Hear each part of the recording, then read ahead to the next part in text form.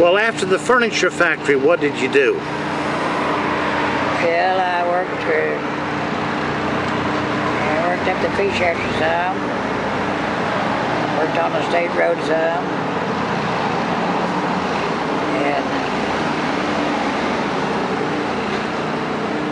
see, worked at the fish hatchery, they cleaned all the ponds and got all that done, then they sent me out on the state road. Well, that's back when Dr. McClure was living. You know Doc McClure? Yes, I remember Dr. McClure. And I had a bad back anyway, and he's, you know, they wouldn't let me work on the road because of back trouble. Yes. I worked at whatever I could get. If it was a day's work, all right, and if it was only a couple hours, whatever I could make, it was that much. So how long were you married before your wife passed away, right? Yeah. How long were you married? Well, we got married on July the 9th, 1955, and she passed away October the 21st, 1991. You say 55? You were married in 55? Well, you had a good long life together. She passed away at an early age, 61. She was a good woman, wasn't she? Her older brother, he passed away at a real young age. And our next brother, he passed away. Of course, he really didn't care about work. It didn't excite him a bit.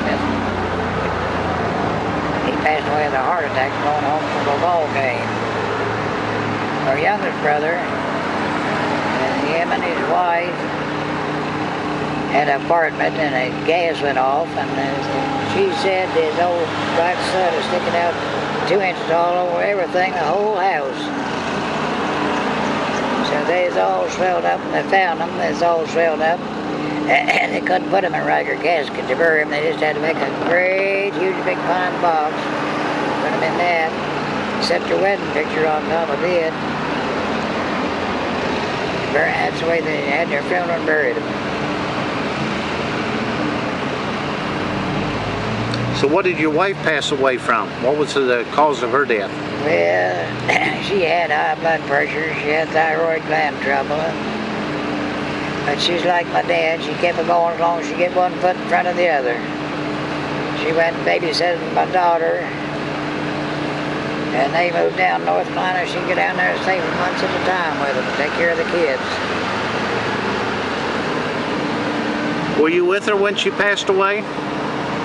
Well, I was down the road there in that wide place where I live, and my cans down, drifting over with the truck. Well, his family, that feller got killed down to me over Roy Shields. They called me up there and bring him down and bring her down to her mommy, Pete Curtis and Dorothy Woody. Yeah, she hollered at me on the CB. Well, I just filled the truck up over top the cans, went up and got in the car and went up there and got them, brought them down. Headed back to the, parked the car, got the truck, finished making the cans down, picked them up right quick. Went up to the house. She was sitting there in a chair with her and boarded me, hooping his hand, and his hand laying down the side of her. She's done dead and cold. Well, she went pretty peaceful, didn't she? I think what she done, she was in the other part of the house, and when she called for it and then need to come get her, she had to run through the house to the edge of the telephone, and she fell and just bursted something in her. But after that, for several days there, or weeks, you could hear it's like some heavy person fell in the house. Well, Betty Bogus was up there one day, and we was talking about it there, and I said, I believe she fell and hurt herself. You know, from that time on, I never did hear that again. So that must have been some kind of indication that she did. Would you say that you had a good life with her? Yeah, excellent. So she was a good choice, wasn't she? She was a good woman. Are you glad she packed up to go home with you? She stayed right with me. That's a sweet thing. She stayed right with me no matter what.